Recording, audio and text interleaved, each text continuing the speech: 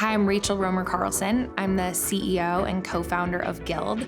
And today I'm going to talk about how to build a business where the mission and margin align with one another. This is Founder Confidential.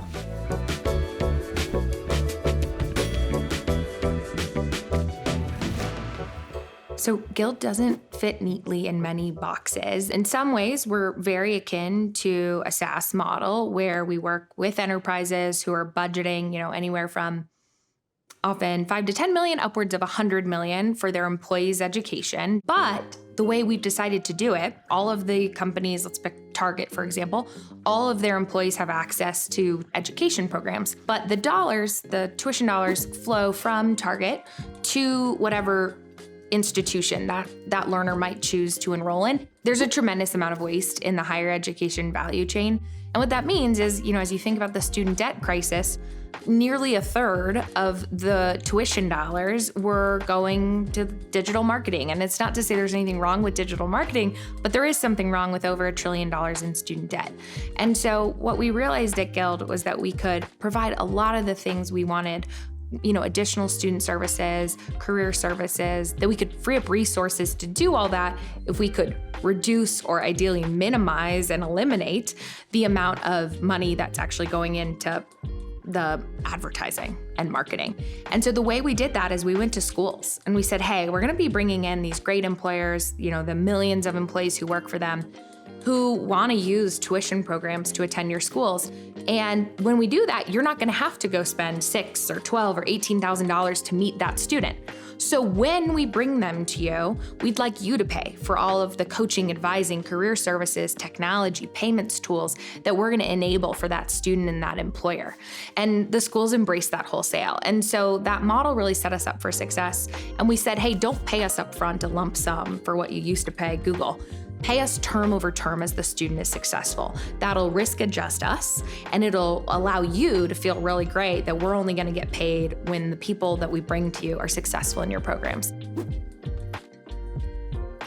So at Guild, we're a public benefit corporation, and the reason we do it at Guild is in part because I had originally fashioned the organization as a nonprofit, and so I knew when we took on a profit motive that I wanted to be really careful about the guardrails of what we were instituting in place. And so what we did was we designed how we get paid to be as aligned as humanly possible with our students and learners and members' success. So our business model is hinged on student success and member success. Are they earning the skills they need, and are they making progress into the careers? I feel really fortunate at Guild that we've been able to align our mission and our margin. I've also worked at organizations where they aspired to that and it didn't work. And so the advice I always give founders who are thinking about building a B Corp or a purpose-led organization is really to start with fundamentals. I think it's Charlie Munger who always says, want to know how an organization runs? Show me how its incentives are aligned. For a mission-driven organization to work, the core incentives, which include how the customer pays, how the business model is structured, how the growth metrics are aligned, that's going to dictate the ability to keep those two things, mission and margin, aligned, or it's going to be the friction. And so I think it actually all comes back to business model. Aligning your margin and your mission creates a tremendous amount of focus and clarity for an organization. Perhaps controversially, I don't think we've made many sacrifices by choosing to be a public benefit corp and to align our mission and margin. The exercise of being a founder is one of taking calculated risks and saying no to things, prioritizing and focusing. And that's hard every day, and it's hard for an optimist like me, but the clarity, that crystal clear focus on the way we've chosen to run our business model has actually done a tremendous job in helping us not get distracted by the many ways we could have monetized or the many paths we could take or the many other opportunities that we could pursue. And so it's been quite useful for us, and I haven't found a downside yet.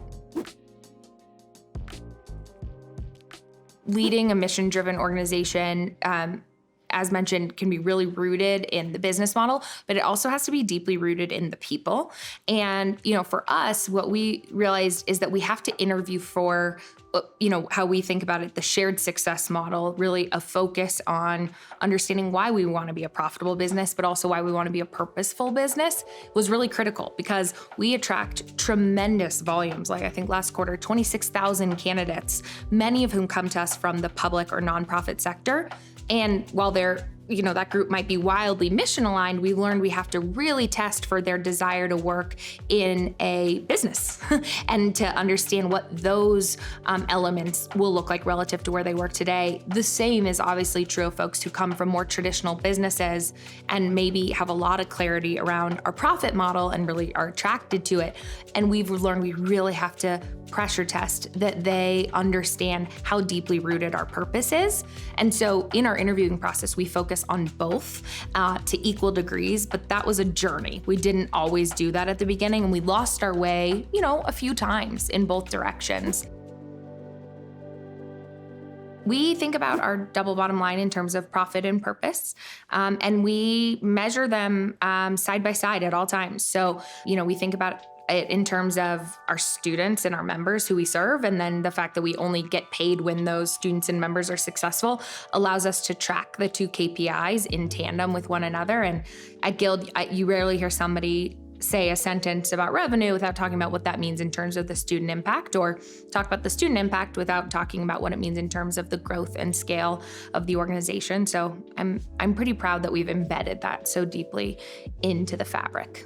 KPIs or OKRs or whatever framework suits best for you can be an incredibly powerful forcing mechanism for tracking the things that you want to measure. So for a company that wants to be purpose-led, that wants to have a double bottom line, identifying what those KPIs or OKRs are beyond your gross margin and your growth rate, but also thinking about them from an impact perspective, puts such discipline early days for all of your employees, because the organization will manage itself towards the metrics that the leader holds the org accountable to. And I think they do change over time. We've had to evolve our KPIs and how we measure, but that's true on both sides of the business. We're thinking more today about path to profitability than we were at other chapters, in the same way we've evolved and expanded some of our impact metrics, but having those metrics is what I think is really the most important thing.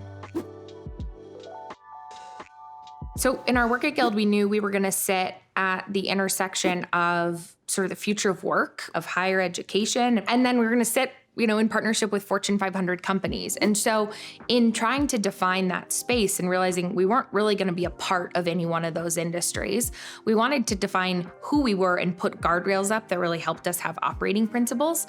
And the B Corp process is fantastic for that. It's such a disciplined way of evaluating your business every 2 years and creates this amazing moment of reflection to look at all of your business from many angles and then get feedback from it from the B Labs who put a lot of energy into it. And that's really important for us because we don't want to be a classic HR software tool. And so by being able to be a B Corp as a category creator, as a model, it gave us a family and it gave us a home to help think about how we wanted to define ourselves.